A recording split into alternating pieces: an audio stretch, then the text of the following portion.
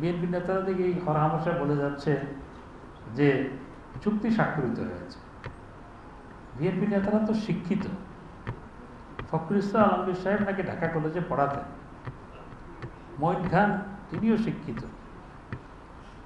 আরো বেশ কয়েকজন শিক্ষিত মানুষ এখন অশিক্ষিতের মতো কেন কথা বলছেন সেটি আমার বোধগম্য নয়।